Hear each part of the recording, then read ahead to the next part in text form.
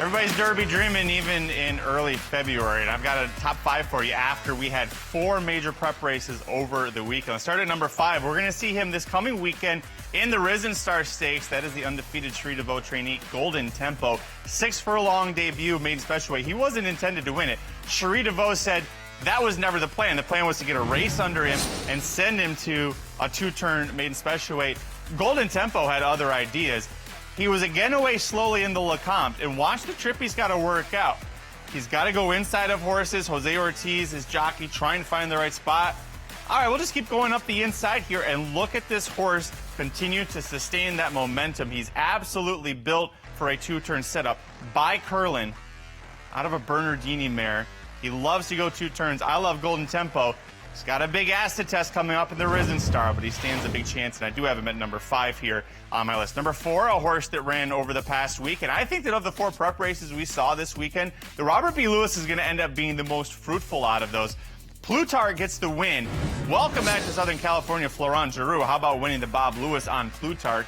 And if you had watched over the weekend, we showed you, we were doing a feature on Beto Gomez, who's one of the top exercise riders for Bob Baffert.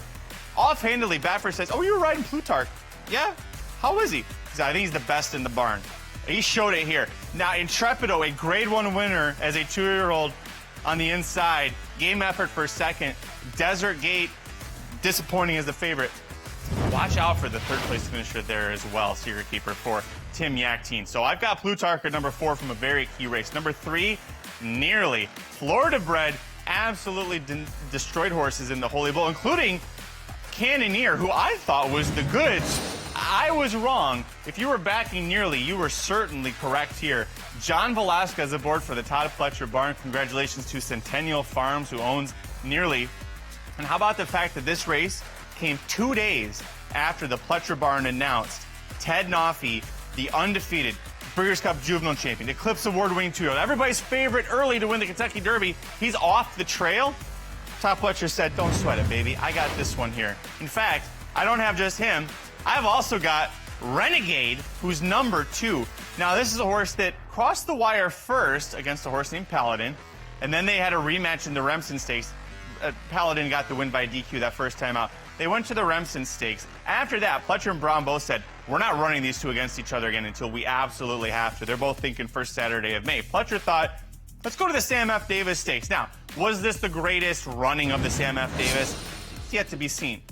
But for Renegade to absolutely smoke home after a wide trip, you see there off the turn, he's going to smoke home that final 16th in a tick under 6 seconds. That's turf closing speed. That was impressive.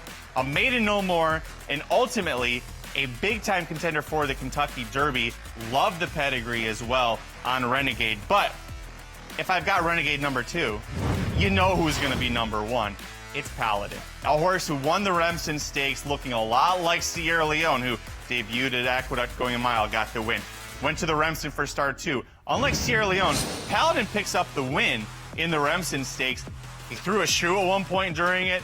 Renegade, you see, is behind him. Renegade had kind of a rough trip here. I thought was a really good second out of it. Paladin, boy, he looks so impressive here. And just like we've seen Chad Brown do with his top Derby contender year after year lately, you go to the Remsen, you take time off, you come back in the Risen Star. Why? That's at 1 1/8. And from there, you go to Keeneland for the Bluegrass. That is the plan he's already outlined for Paladin. You see the impressive win over Renegade, who's going to be second. Renegade, I have number 2.